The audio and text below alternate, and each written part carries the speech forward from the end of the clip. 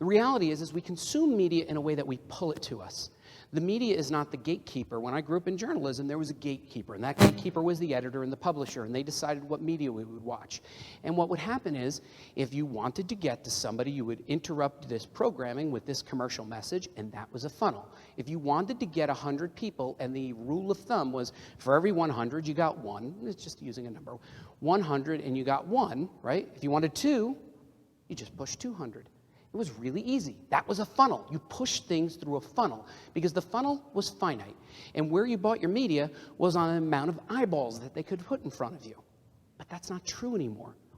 At one time, I remember working on a campaign where they told me 1% return on direct mail on a bought list. 1%. And I remember, as a copywriter, trying to write to this, thinking to myself, wait a minute, so we're getting a 1% return.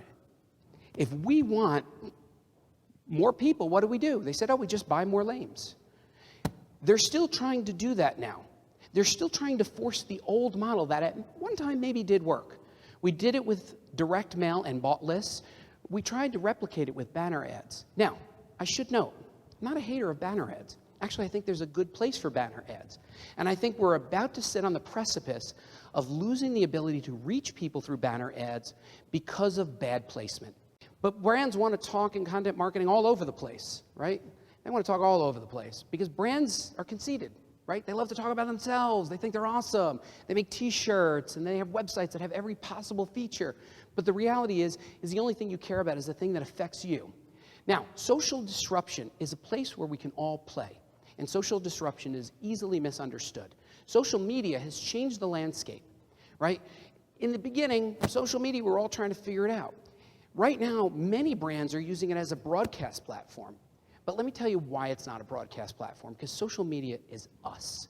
Social media is us. It's all about context and proximity.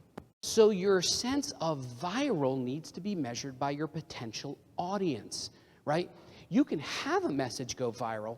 It might not break the charts or break records or make it to Wikipedia or the evening news, but you can create viral assets that make it easy for people to evangelize a brand that works for them.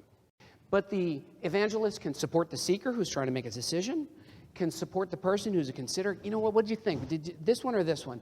And it can make you have a relationship with an active solution. The only problem is we're not really good at making these assets for people. We don't know what people want to share. We think that they want to share something that we're really excited about. But the reality is they want something that makes them look smart. But the evangelist can support the seeker who's trying to make a decision, can support the person who's a considerer. You know what do you think? Did this one or this one?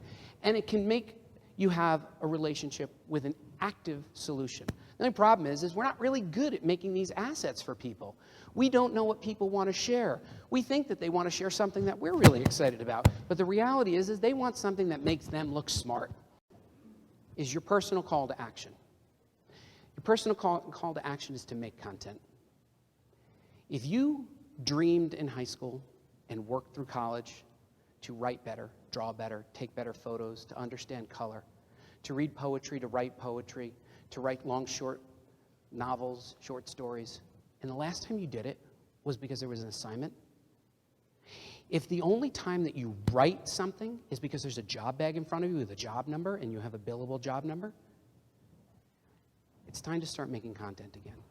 The reality is you were bigger than the job that you're in. You were around longer than the time that you were brought in there. You're well educated. You're bigger than the name on your business card or the name outside. Long after your relationship with that company is gone, you still have to be you. The best way to become a great communicator is to practice.